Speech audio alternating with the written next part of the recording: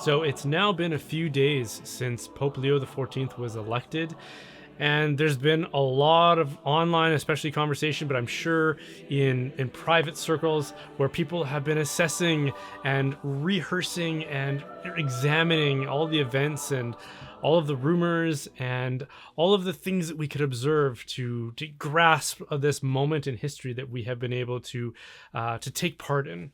And predictably, because this has been the climate that the church has had to endure for some time, there are different takes on what's been going on, and there are some people committed to a view of the papacy that is still skeptical and resentful and maybe even hostile, and another end of the spectrum in which people are fully on board and endorsing this new pope without reservation. And so for what it's worth, I thought I would contribute my own thoughts for you, my audience, to share some of what I've been seeing and to encourage, I think, a perspective that is healthy and sound and good in this moment, to help us all move forward as a family and as a church for the good of the church and the good of the world. Because if you're among those who are skeptical or hostile or even at best cautious towards this new pope, I want to encourage you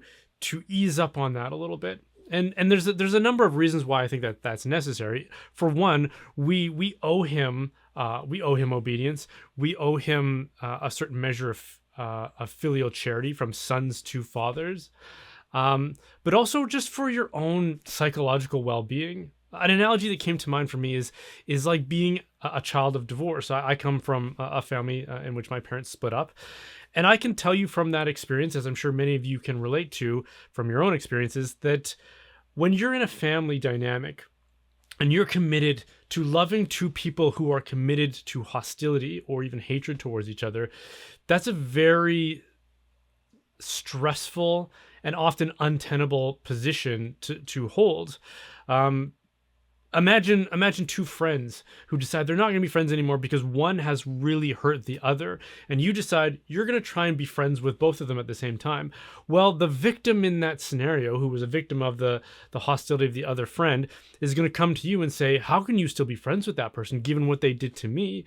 Your neutrality and your commitment to maintaining a relationship with both of them is going to be viewed by one or both as a rejection of them because you're not taking their side. And that's often the position that kids in divorces are placed in. And so if you're in a position where you are committed to resentment towards, in this case, the spiritual father of a family, while everyone else is committed to embracing that father, your position within the family is going to be, it's going to become stressed and strained by that experience. This is also a season of jubilation for the church, right? Everybody is excited and celebratory, and to miss out on that, I think is a real shame. And so I would want to encourage people, and the way I want to encourage you is by sharing some things that I've been observing and maybe some thought experiments that I think would be really helpful in overcoming some of the hesitancy that a lot of people have towards this new pope. So the first thing I'll share is a bit of a thought experiment that a good friend of mine suggested in conversation, not because I needed to hear it, but just because I think it was his own rationale, and it made a lot of sense to me. So imagine, and I'm adding a bit to it just to kind of emphasize the point here. Imagine that you've been in a coma for the last month and you've just woken up, and one of the bits of news that people give you is that there's a new pope. And they don't tell you who he is or anything about him. They just start telling you about all the things that he's done since he was elevated to the papacy. Now, based on just that information alone, you might be sitting there guessing like, oh, I wonder who it is. Out of the cast of cardinals that I'm familiar with, who would do these kinds of things? And I think that if an honest assessment would fit the conclusion that it could be someone like a Burke or a Seurat or an Erdo or a Pizzaballa or any of the famous conservative candidates, from what we've seen of Pope Leo XIV, the kinds of actions that he's done in this very brief period of time, they would be compatible with any of that cast of characters, or a Pope Benedict for that matter. So what are some of the things that we've seen that I find extremely encouraging? Well, for one, He took the name Leo the 14th, and there was some speculation about, well, which Leo is he drawing inspiration from there? And he has since clarified that it's Leo the 13th, and specifically about Leo the 13th, it was his encyclical Rerum Novarum, which was sort of this milestone teaching that established how Catholicism and how social teaching should be applied in this new modern age and modern context. And what's so great about Rerum Novarum is that it has something for people from all different ends of the spectrum. There's just so much truth in it, and in one sense, it can be very unifying in that sense. There are people on the left who cite Rerum Novarum as this just groundbreaking, insightful teaching, and there are people on the right who likewise do so and say that, this perfectly aligns with what I'm teaching or with what I believe. And there are great figures, literary figures like G.K. Chesterton, who so much of his writing and his exposition of Catholic ideas was inspired by Rerum Novarum. He even established or tried to establish a whole sort of political theory called distributivism or distributism based on that encyclical. And very few people, unless they're just expressing their own ignorance, would accuse G.K. Chesterton of being a liberal or something like that. I said this in my last video, but something else that I found very encouraging is his willingness to conform himself to certain kinds of traditions, like wearing the papal garb that he wore when he first greeted the crowds in St. Peter's Square. Some of the things we've seen liturgically, where he's just following the script of the rubrics and the missal of the Mass. Another thing that we saw him do was, or that I saw him do, was he met with journalists in the Pope Paul VI Hall. And then at the end, in the standard Latin formula, he blessed them the way that you would expect the Pope to do. When Pope Francis first met this same group of people, the media and the journalists, I'm going to paraphrase him on this, but when he was expected to bless the audience there, he said something like, "Now I understand that not everybody here is Catholic, so I'm going to refrain from giving you that standard blessing so as not to offend people. Instead, I will ask for a blessing silently in my heart and then ask you to do the same." And he sort of vaguely alluded to God as sort of this sort of general theism that might appeal to everyone who was there. Now, I can understand how not wanting to offend people seems like a good and sensible thing, but at the same time, we can't suppress or hide or obscure our Catholicism for fear of offending other people, because the fact is, Jesus Christ is not offensive to people of goodwill. He's only offensive to people who have hardened hearts or who misunderstand him or who are simply evil. And we shouldn't cater to those realities. We shouldn't, if we invite non-Catholics over to our homes, like our house is very explicitly and conspicuously Catholic. If we were to have people over to our house, we're not going to go around and take all the crucifixes off the walls and the paintings of popes of the past and the icons and things like that, because that's a kind of like denial of Jesus. We should be proud of our Catholicity, and we should live it out boldly and courageously. And to do otherwise, I think is just a strange sort of instinct and sensibility. And so Pope Leo XIV, I was very happy to see that, he looked at this crowd and he said, well, you're in my house. I'm the Pope of the Holy Catholic Church. And I'm also the Patriarch of the Latin Rite of the Church. And so, boom, Latin blessing, according to the formula that has been used for millennia. I'd spoken earlier about the significance of what he chose to wear and still wears as part of his papal garb. And I know that some people will look at that and say, well, why are we getting so hung up on something so superficial as clothing? Think about it like this, as a sports analogy. I hope that a lot of people can relate to this. Think of your favorite sports team, whatever sport that might happen to be. For me, I'd say it's probably hockey as a Canadian. Imagine your favorite sports team drafts a new player, and that player shows up to the first team meeting, and instead of wearing the uniform, they say, no, I'm I'm going to wear this my own way, or I'm not going to wear the uniform at all. I want something entirely different because I'm humble. Does that make sense? Or does that appear to you to be a gesture of pride? To me, in that scenario, that would be a gesture of pride. I'm not trying to say anything about Pope Francis in this scenario, because maybe he had other good reasons for this. But just judging from the outside, I think to embrace something that has come before you, unless that thing is clearly and evidently evil, I think it's right to embrace it. And the fact that countless saints have embraced the papal vestments and certain papal traditions and customs of the Catholic Church, we can't say that they are wrong or evil.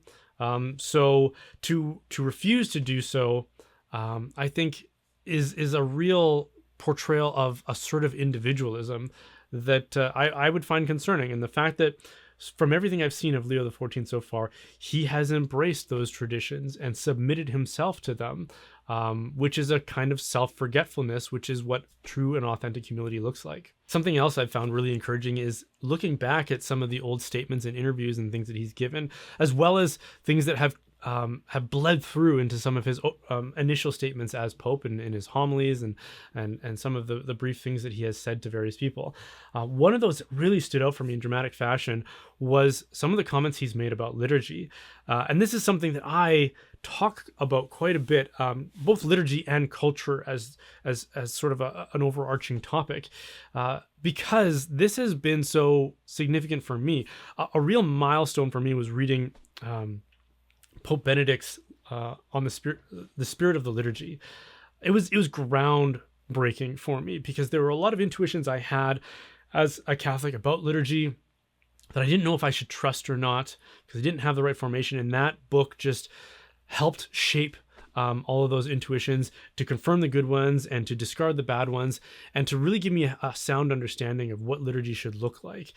And what I've seen from Pope Leo XIV is comments that very much align with good Pope Benedict's teachings on the liturgy. So one of the things that he said was that as we try to renew the church and as we try to evangelize and engage the culture, we should avoid succumbing to the temptation to produce spectacle to attract people, because that's what the secular world does, right? It's all, whether we're talking like a Super Bowl or a concert or a movie or all of these various forms of dialogue between media or personalities and an audience. It's always based on the spectacle, based on whatever it is that can drum up and provoke people's emotive reactions to such a pitch that they hardly, like, the rational dimension of the people involved in this kind of descends away, so that all that's left is just the appetite and the passions being stirred up by the spectacle. Pope Benedict says something very, very similarly in the spirit of the liturgy, where he talks about like rock concerts and things like that. And I don't think either are necessarily condemning forms of entertainment or spectacle, but they are saying that they have really no place in the liturgy or even in the devotions or the practices of the church as we gather together. Instead, we have our own form of what it means to gather in prayer and in worship.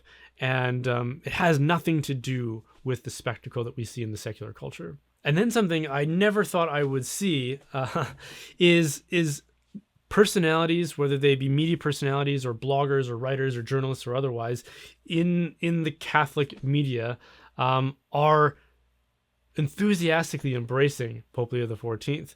So a guy like Taylor Marshall, who is obviously controversial among various people, who has had a lot of negative things to say about Pope Francis, is posting a lot of positive stuff about the Pope, which isn't something I thought I would see anytime soon, just based on his legacy of publishing. And I'm not trying to say anything about Taylor Marshall for good or for ill. I've never met him. I don't really know him personally. I've had some positive exchanges with him on Twitter, but that's about it. And so to see him embracing this new Pope and other personalities who have assumed similar positions to someone like Taylor Marshall in the past just shows a lot of promise for how unifying this new Pope actually is. So those are just some of the things that we've seen in these early days that I find extremely encouraging. And the last thing I guess I would say is just to remind you that your affection and your charity, and especially your obedience towards the pontiff, does not depend on him proving himself to you. And I know we've gone through this kind of season where things have been divisive and confusing. And so I understand why people are not at ease with things, but I think as much as possible, we should find encouragement in the things that we have seen that are good. And we should, as much as possible, embrace the Holy Father, but just by virtue of the fact that he is the Holy Father. And until we have reason to do otherwise, and he'd have to give you very, very good reason to do otherwise. And also, again, just for your own spiritual welfare and your own psychological welfare, this is an amazing moment to be a Catholic and to celebrate the joy of a new Holy Father and hopefully a new season of the Church. So I would just encourage everybody, whatever current of the Church you find yourself in, to embrace this moment and to find moments of hope and healing and reconciliation within it. Okay, thanks for watching. These videos and this channel are only possible because of viewer support. So if you can spare some help, please consider making a contribution through my website at brianholdsworth.ca, or join my locals community at brianholdsworth.locals.com, where you can interact with myself and other like-minded individuals. We actually just started a monthly Zoom meetup where we're studying some articles of St. Thomas Aquinas in his Summa. So if that's interesting to you, then come join us there. And of course, don't forget to like and subscribe.